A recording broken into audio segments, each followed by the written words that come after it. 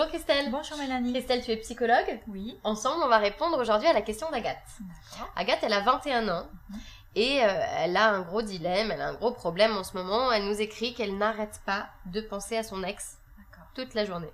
C'est devenu une obsession et ça la rend folle. Elle aimerait savoir comment faire pour pouvoir ne plus penser, se détacher de lui, quoi. Oui, effectivement, c'est ce qu'il y a de plus difficile après une rupture, c'est d'arriver à oublier l'autre. Souvent, d'ailleurs, quand on en arrive à la rupture, c'est que les choses étaient difficiles avant et dans le couple, ça n'allait pas. Ouais. Donc, très souvent, l'un des deux fait en sorte de s'adapter beaucoup à l'autre, de prendre sur soi, de faire plaisir et du coup, va se perdre dans cette relation.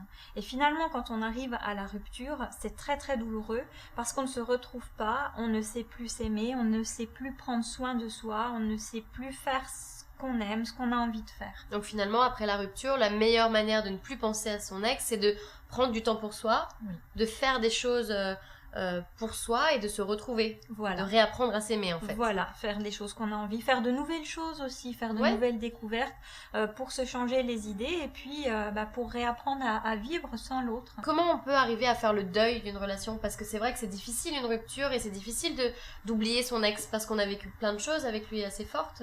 Alors ça prend du temps, il faut laisser le temps au temps comme on dit.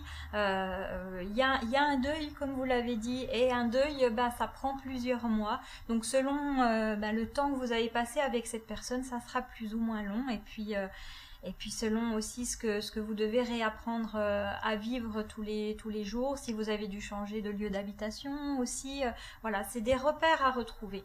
C'est vraiment se reconstruire et souvent aussi on se sent dévalorisé, on se culpabilise par rapport à cette rupture et justement il faut apprendre à accepter, ne pas ressasser sans arrêt le passé, ne pas se dire qu'est-ce que j'aurais pu faire, qu'est-ce que j'aurais dû dire et finalement accepter. Finalement accepter, je crois que c'est vraiment ça, accepter, l'acceptation c'est très important. Oui.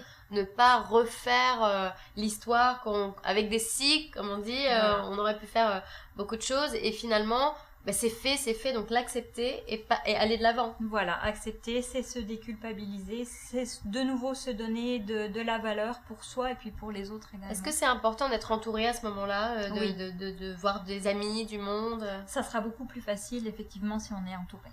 Très bien, merci beaucoup Christelle.